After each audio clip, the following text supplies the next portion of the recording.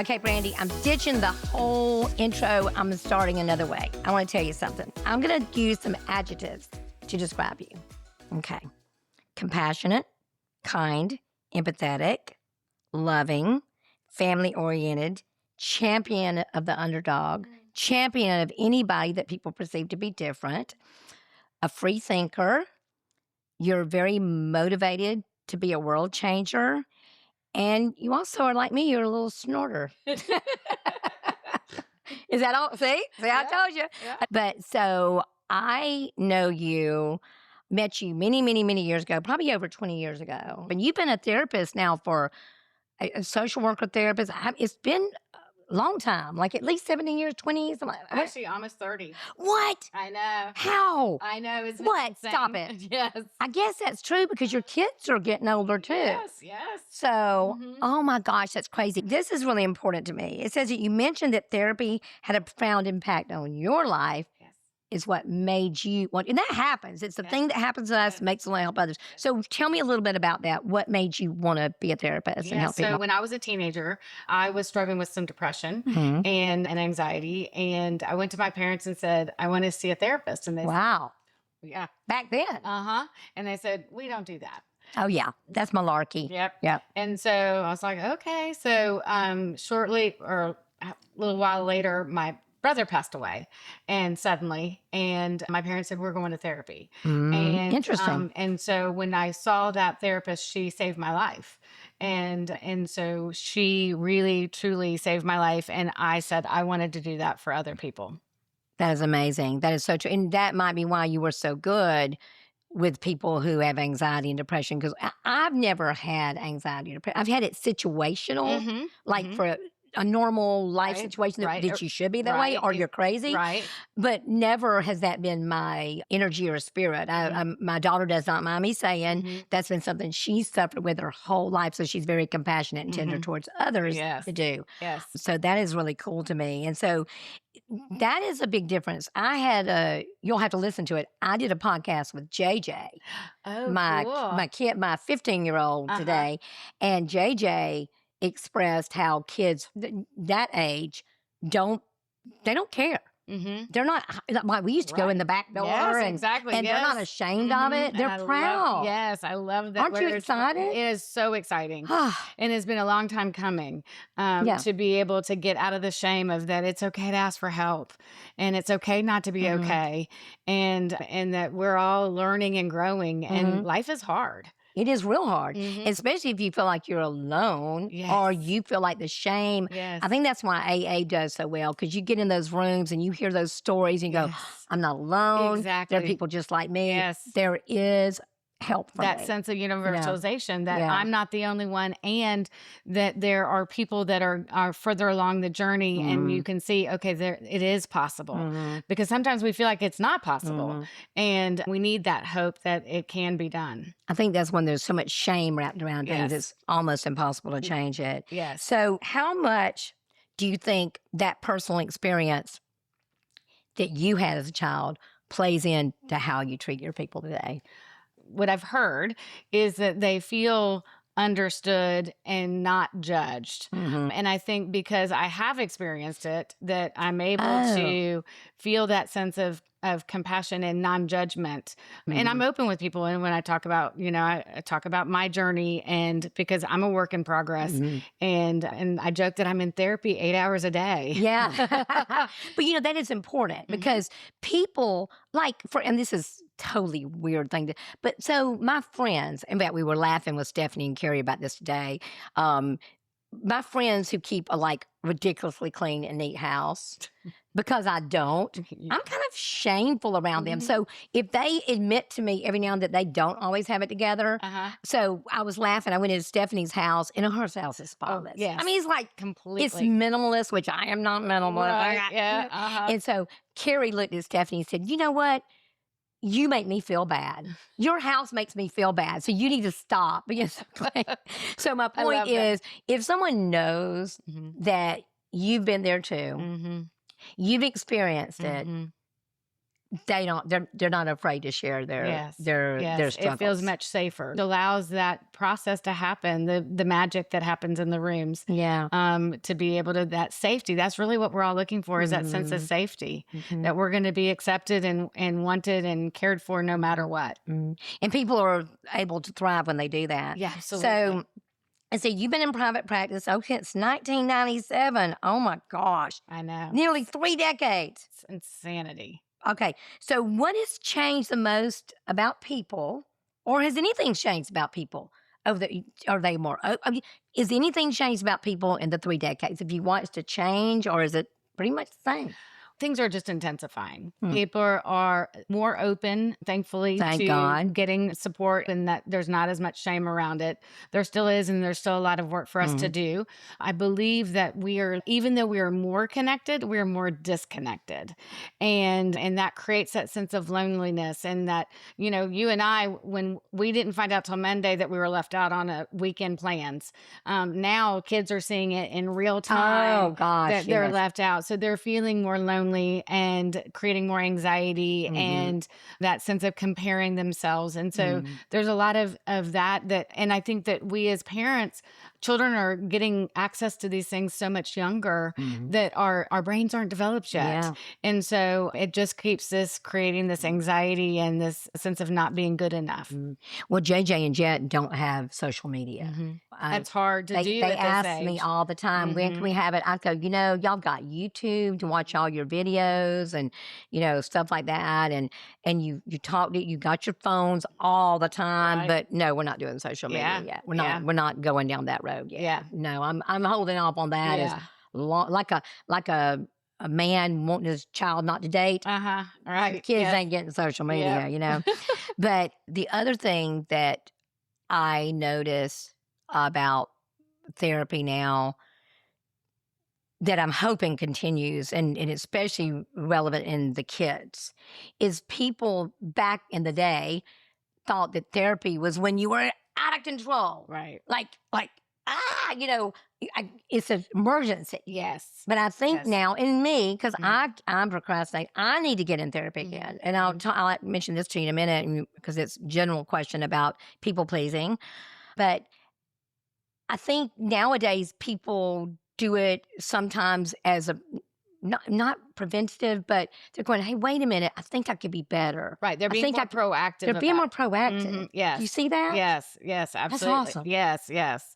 And I do see that. And it is really awesome. And it's a gift that they're giving to themselves. And to other people. And to other people, yes, because it changes how we interact with other people when we look at what is going on for ourselves. And that's the key piece, is not getting so focused on the external of this person's done this or is acting this way or what have you, is what is my piece in this, and how am I perceiving it? Because that's all that we can change. That's all that we have control over. Yeah. What Speaking we of bring which, to the table. Speaking of which, I talk about this quite a bit. I'm better, but I'm a kind of like a people pleaser. And we're going to talk about that in a minute after we hear about our sweet sponsors. So hang on. So Buffalo Rock Pepsi, they are super sweet. Awesome. They're precious. They are precious. They believe in my cause. Yes. I was so excited when I found out they wanted to sponsor me. I kind of freaked out. I go, oh my gosh, they're the kindest people. But this is my favorite one: Diet Pepsi Zero Sugar, the cherry one. Yes. I like cherries. Yes. I like cherries. Yes. So they're really amazing. And another big sponsor is Holiday Beach Mechanical, who is at my house all the dang time: air conditioning, plumbing, electrical. They do all that. And got a new sponsor, Team Patriot, which is a home stewardship program. Wonderful guy. So precious. He is going to be on this month's too, because he is a retired vet from brain injury. So we talked about mental health and stuff like that. So he'll be on for the month of May, which is why you're sitting here with me. So because of mental health awareness. And speaking of mental health, my mental health is always better because I wear really cute clothes. Yes. It's my retail therapy. Yes. And this little top came from a Mora boutique. Oh, And wonderful. Gypsy Willow got my little friend necklace right Sweet here, necklace. my prayer necklace Yes. from my sweet friends at Gypsy Willow. And we'll talk about some of my other sponsors later on the show. And of course, Hue Salon, that make my hair Right, cute. yes, I love them. They're yes, precious. yes. Oh, but I will ask you one thing. Have you ever eaten at Ferrucci's? Yes, absolutely. Yeah, Yes, they're one of my yes. sponsors. Oh, it's so delicious. So yummy. What's your Mhm. favorite thing to eat there? Do you have a favorite? Yeah. Linguine with clam sauce. is my Linguine with clams. Yes. Okay, I haven't had that one. I will Oh, try it's that one. so delicious. But we had the grilled shrimp appetizer the other day, Mhm. Britt and I, and it was so good. Okay. Well, and their mozzarella. I mean, it's just with the. Yeah, everybody says that's good. Oh my Says gosh, it's good. it's fabulous. Yeah, that's cool. I'm glad you like them. So, one of your things, we're going to talk about this for just a minute, my people pleasing. And of course, a lot of that was brought from living in an alcoholic home, Yes. being that I understood from my husband, being the hero child. Mhm. And I read Codependent No More. I read all the things by Melody Beatty. Yes. And I went to Al Anon.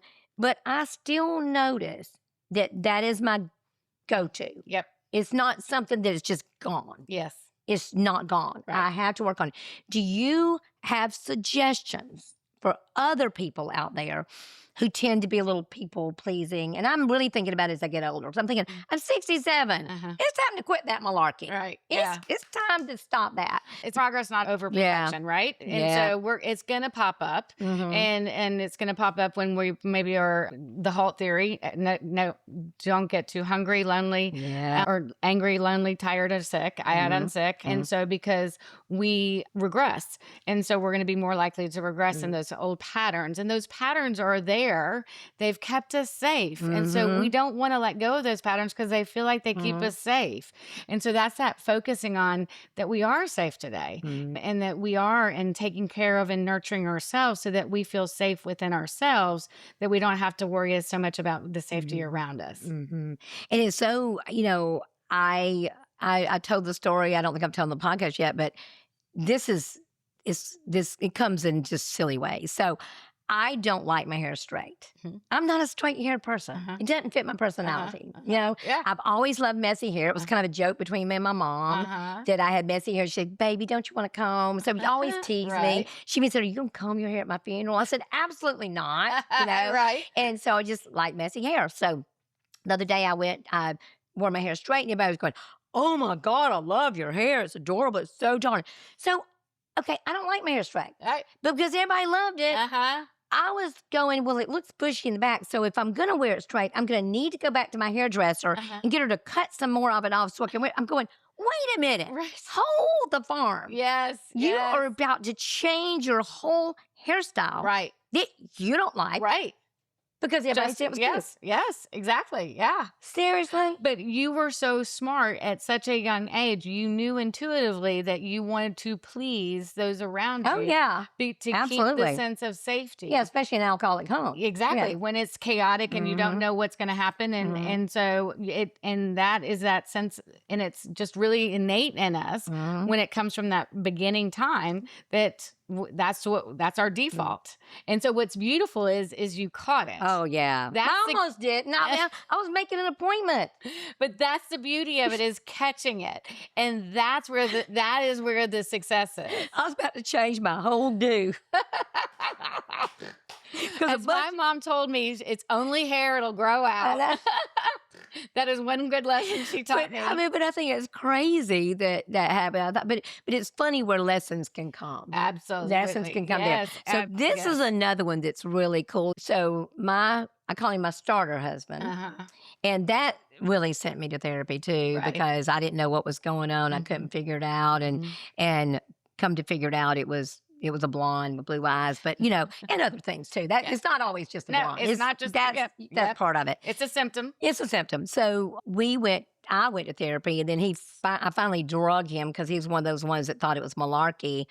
But the gift and the beauty is, my second time around, I married a man that was in recovery, and everything about us was about growing and digging into the deep parts of ourselves and becoming more. And that is just so cool. So I said all this to ask this. I know that relationship therapy. Is that a big part of your therapy that It you is. do? Yeah. So I'm trained in the Gottman Method. Okay, tell me what that And is. so John and Julie Gottman have done research over the last 40 years, and they're this precious couple.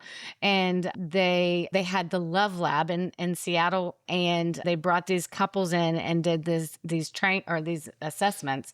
And they did it different than anybody had ever done. They took urine, they took blood, they had heart monitors on the folks.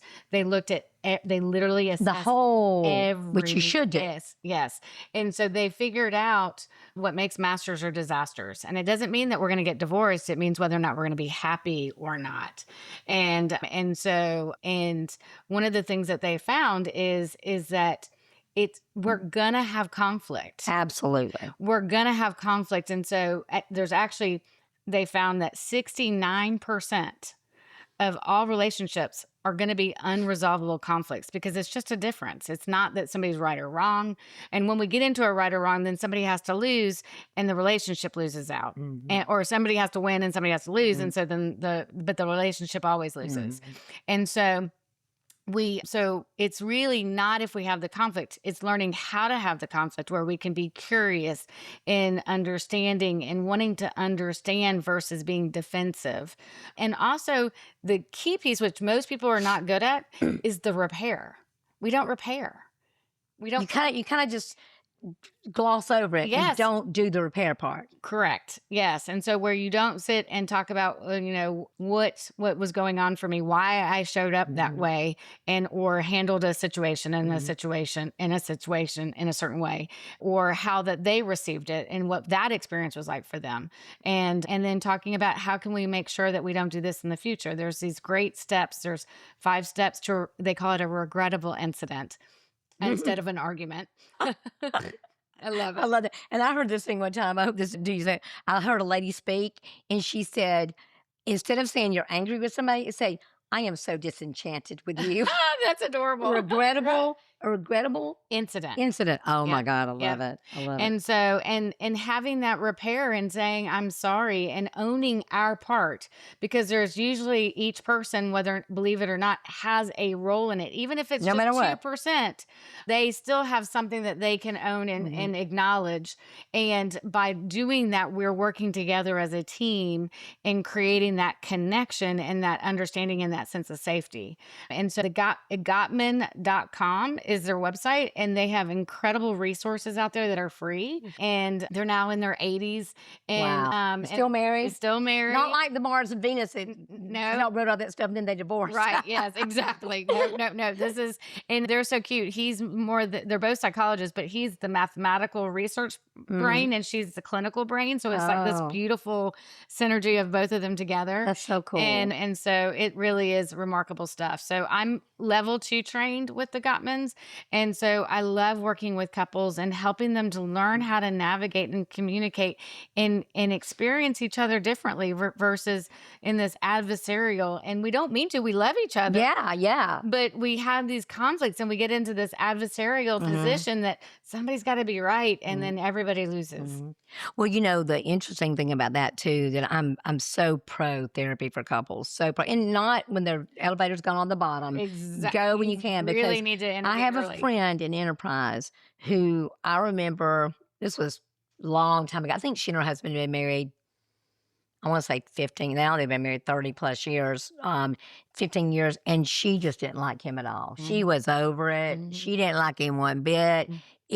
She was zero interested in staying with him. She was over it. Now, they were both kind, loving people. They were both good, faith people. They went to church, followed all the rules, blah, blah, blah.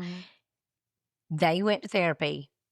I think they've been married now 36, 40 years maybe, and happy as they can be. What if they hadn't done that? Right, yeah. So I want y'all to hear me out there. There is a lot of people whose relationships could be saved. Because you're going to carry the same crap into the next place. You are absolutely going to. 100%. Yes, it's wherever you go, there you are. You're going to bring the same patterns and the same interactions. It's just going to be in a different package that you're interacting with.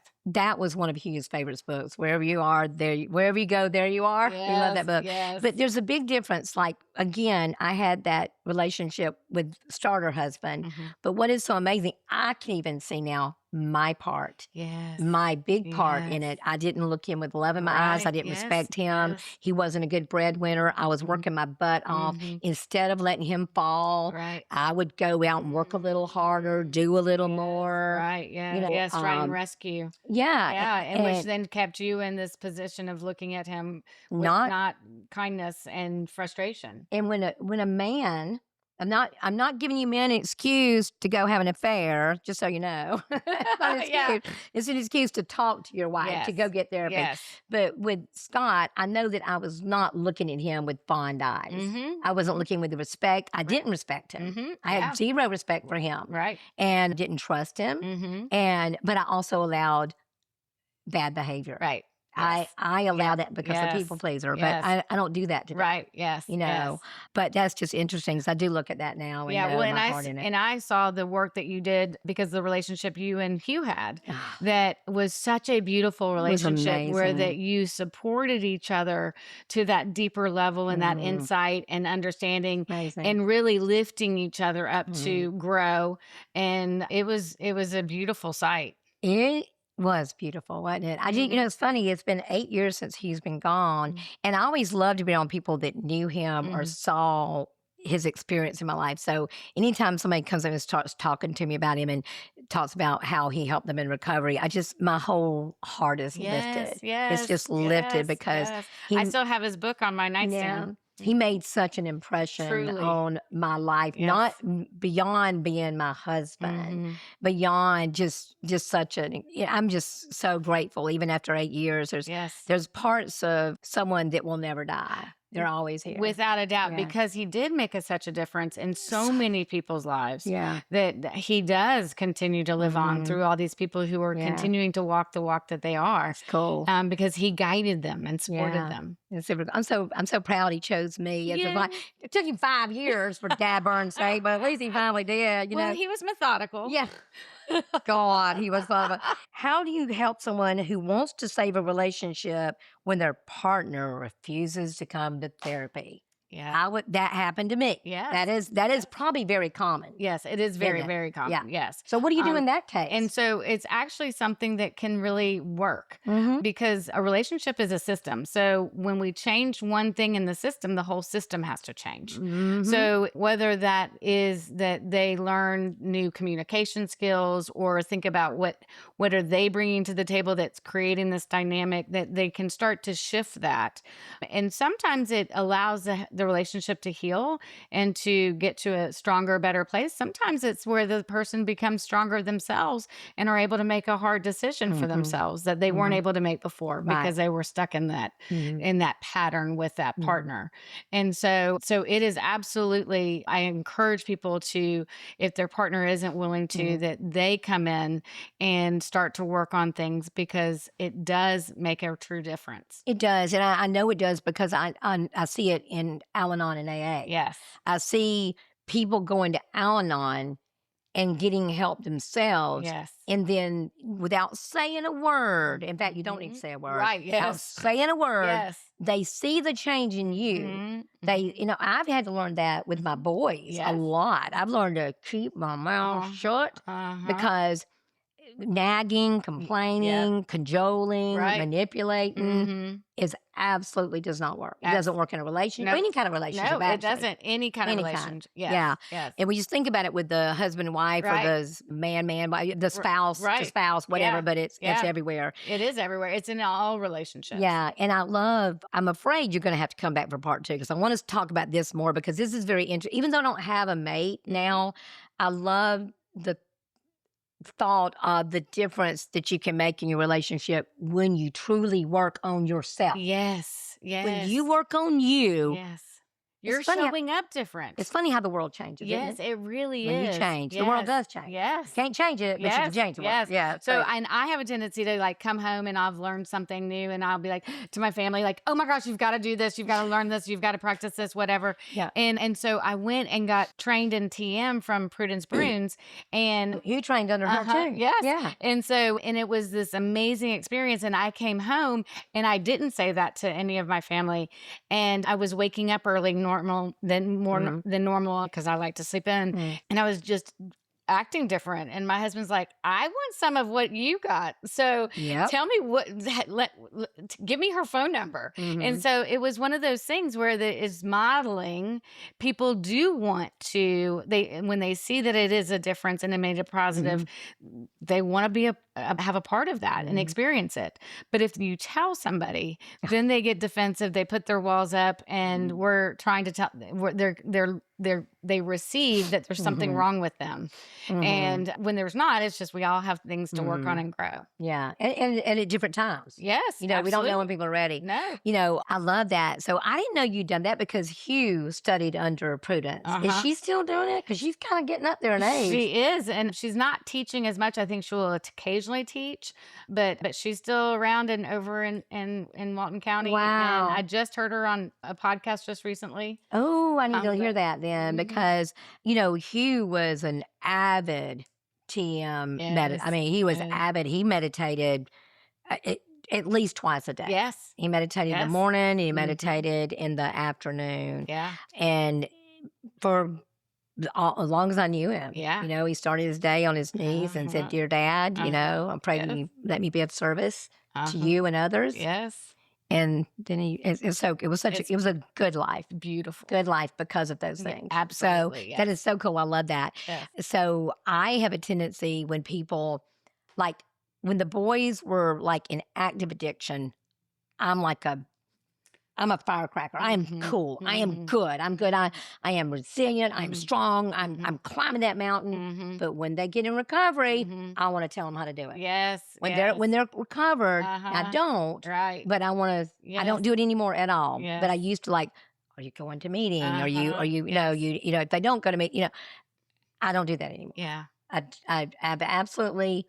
And people who haven't been in therapy or in recovery as long as I have want to say, I said, listen, your words absolutely can do more harm than good. Absolutely. Just let your actions and it's speak. out of the lovingness of our hearts. Oh, yeah, it has absolutely. nothing to do, but people don't realize out of the lovingness of our hearts, we are hurting them. Yeah. And creating that distance that we don't want. And really not talking is really important, because they need to invite you in. If they ask you for your opinion, if they ask you, otherwise it's intrusive. Absolutely intrusive. And so even if it's out of the lovingness of our heart, and even if we're correct, it's still intrusive. Yeah, it doesn't matter if you're right or not. You exactly. Yes. Be quiet. My friends who've never been around that, my friends like, well, don't they know by now? Or won't they? Don't you need? I go, listen, just you don't understand. If you've not done it, you don't get it. Yes. So do you do that too? Do you counsel people that have addiction and things like that? Yes. Yeah. Okay. Yes. Good. That's important. And I was just saying, like when you were just talking about that, is like,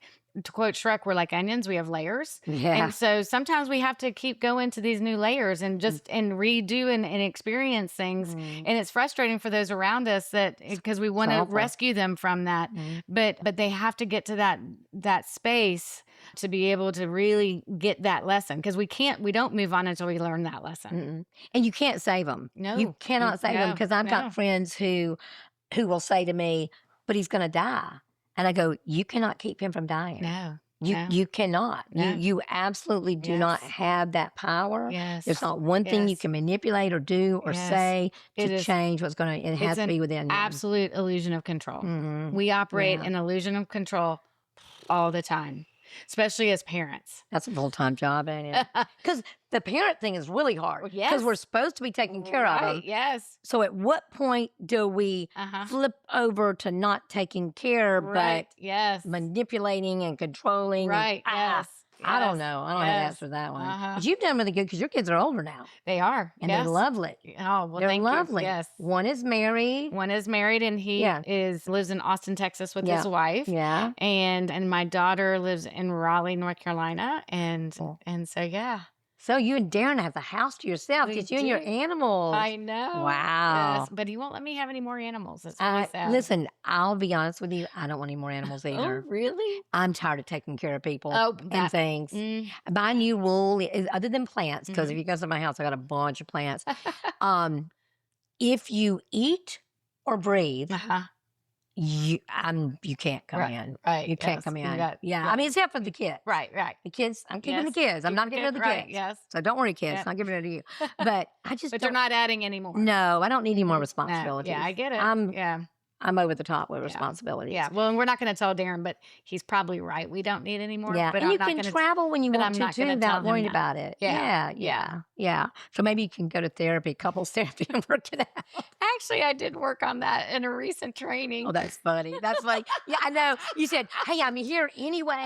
Let me Yes. work on something I need." Yeah, Yes, yeah. we actually have to practice on each other. Oh, I love it. And so that's some of the stuff that I would love to come back and talk with you about. 'Cause Yes, I'm doing please, some please. really neat training right now. Mhm. And so we had to practice on each other to learn the skill. Mhm. And I did actually do that on that. Darren told me no to a dog recently.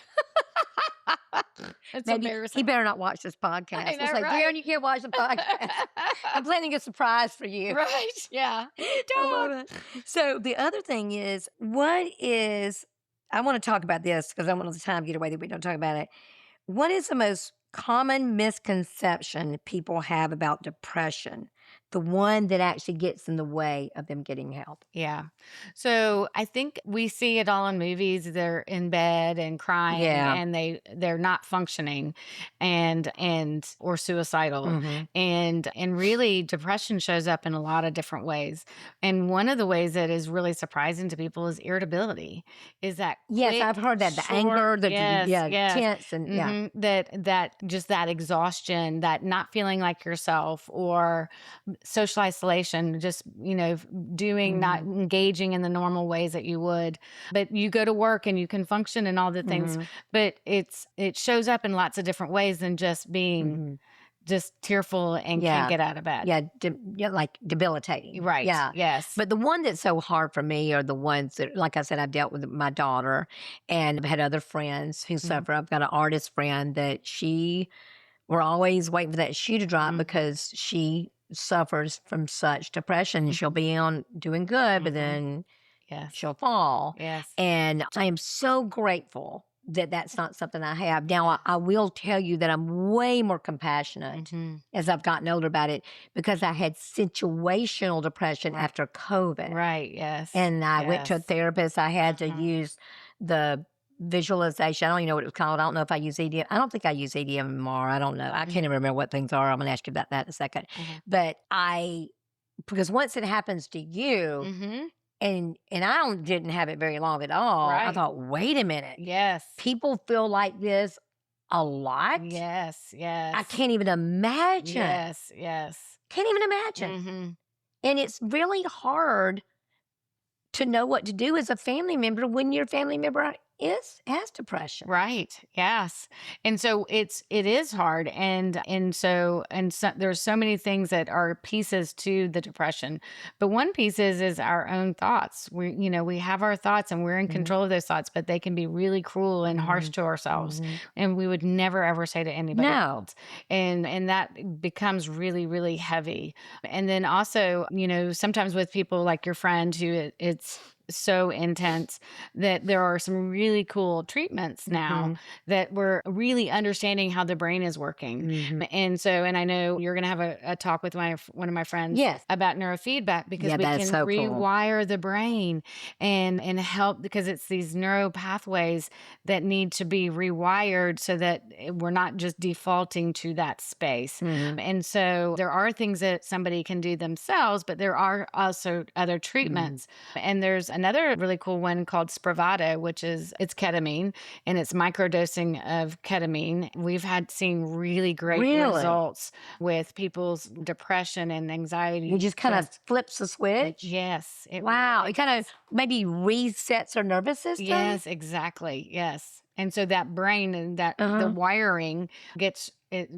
changed. Yeah. And that's one of the neat things about with the neurofeedback My daughter did neurofeedback for her ADHD, and I Wow. literally watched her brain train within 2 standard deviations of the mean. That is crazy. Yes, That it is is. so enlightening and so encouraging to me because I do know firsthand when I did the therapy after COVID. I mean, I went from being, and you don't believe this, from being a person who is like, I could have a big old knot on my forehead, and you say, "What about that knot?" I go, "What knot?" I mean, I was not aware of sickness, Yes, or right. but I thought I was going to die. Mm-hmm. I mean, I did almost die, Right. but I also every little ailment I thought it meant I had cancer. I was going to be gone in a Yes, week. I mean, I just was yes, terrified of my shadow. yes. I was, I, I was really scared to be in public. Just Yes. totally not Totally me. not you. Yes. I mean, just Yes. terrified Mm-hmm. and couldn't sleep. Mm-hmm. But using the visualization and the breathing techniques that she taught me, I'm great now. Yes. But I really needed help. Yes. I Well, mean, that was I needed a help. life-threatening experience. And And so it does change how we perceive Mhm. and it can take over like that. And so, but yet there is help and things can change and improve. And it's super fun to see when that happens. Like I Yeah. have a client who was in several car accidents. None were her fault. They all happened to her. And she was petrified. I bet. Just complete panic to drive.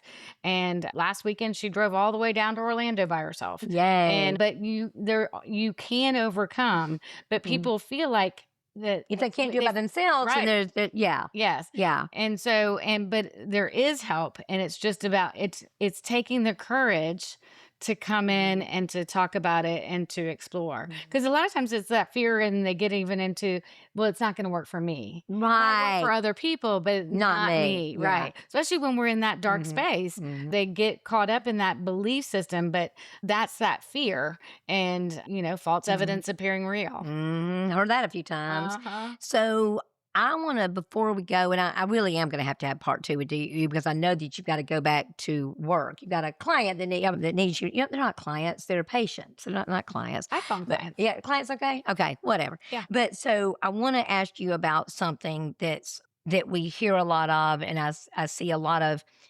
I'm gonna try to find a politically correct way of saying this. I am a believer that all God's kids have value, whether they believe like me, whether they worship like me, whether they love like me. No excuses. Right. No excuses. All God's kids have value. Yes. And I should treat them all the time. Yes. So what I see in our world is that if the difference in someone is different than your difference, then it's not right. Right. Specifically, I don't think we have to worry about gay kids too much anymore. I mean, there's probably some people that aren't accepting of gay kids, but gay kids are pretty much accepted. So I think that transgender has become the new gay, Right. That people don't accept. Whether you like it or not, whether you agree with it or not, whether you think it's a thing or not, those kids are God's kids. Yes. They're God's kids. Absolutely. And I will tell you that the suicide rate amongst gays and transgenders it's like over 70-something%, Yeah, right? it's significant. Yes. It's significant. Yes. And so what can we do as just precious humans on this planet to not be unkind with our words, to be loving and tender, and know that we have a part Yes. in making everyone feel loved and accepted, whether you agree with it or not. Right. Yes. So how can we do that, Yeah, Brandy? So I yeah. know you deal with that probably in your practice. It's really working about empathy and helping people to see them as humans. And when we, they find that really it's that isolation and not understanding one another. But if you put two people together that have differences and they start to get to know each other as humans, they actually change in how that they perceive the other. And so it's really, they don't have to agree, but they start to see each other as humans. And that's really where we have to be, is this empathy is we're humans. We're all divine beings of God. And he made us. yes, yes. Yes. Last time I checked, he made us, Mhm. you know? Yep. So I love what Brene Brown says. She says it's very hard to hate people close up. Yes. I love that. Yes. So I just get chill bumps when I Yes. say that. Yes. It's hard to hate people close up. Yes. And so what I always want to say to people, or what I always want to say, and my audience is really good about this. They never talk ugly on Facebook or so. They are so precious. Right. They don't do it but when I see someone degrading Mhm. someone, Mhm. it breaks my heart. Mm. I Yeah. can't. I Yeah. can't. I Yeah. can't even. Yes. I can't carry that. Right. Yeah. You know, and I've tried lately to really stop and say a prayer for that person who is degrading others, because I know there must be something hurt and wounded in them that they would Yes. do that. Yes. You know? Mhm. So I just think we need to do better Yes, we as a do. whole Yes. nation Yes. in loving all Yes. God's kids. Yes, because our nation is more divisive than ever right Mhm. now. And we really just need to, after 9/11, we were all one. Together. We were all one as Americans. And we really need to, we don't need another trauma to bring us together. We need to recognize that we're here. Mhm. This is where we Mhm. need to be. And we need to come Mhm. together and see each other as humans and as Americans and as God's children. Mhm. I agree with that 100%. So we will get Brandy back on again. You'll come back on again? Yeah, absolutely. Okay. Yeah, love it. So y'all, May is Mental Health Awareness Month. Please, if you know someone that needs help, pray for them, love them, show them you care for them. I don't know what the secret. What would you do, Brandy, if there's someone you're concerned about their mental health? What can we do as a people? Well, really is asking them, is letting them know I see you. You're struggling. And I see you're struggling, and ask them what do you need? Because a lot of times we interpret that we know what they need and we want to do something, and oftentimes it's misguided. And so ask them what they need, and if they are not able to know, is to say I want to do something for you, and let them know that you're there for them. Letting them know and asking them directly, are you wanting to hurt yourself? Are you wanting to die? Giving them 988. They can text, they can call, they can reach out, and there's always somebody there. So you don't have to feel alone and lonely. And that is the key piece, is for people to know that they aren't alone. Thank you, Brandy. I appreciate it so much. I really appreciate people like you that care about others and do it in your profession and in your real life. Well, I'm so grateful for people like you who are sharing the word and talking about it in such a way that is received and available to folks, because it's not always available to people coming into the office. And so this is really important. Thank you. Appreciate it. Glad you're here. And you know what I'm going to say, folks. Be sweet, y'all.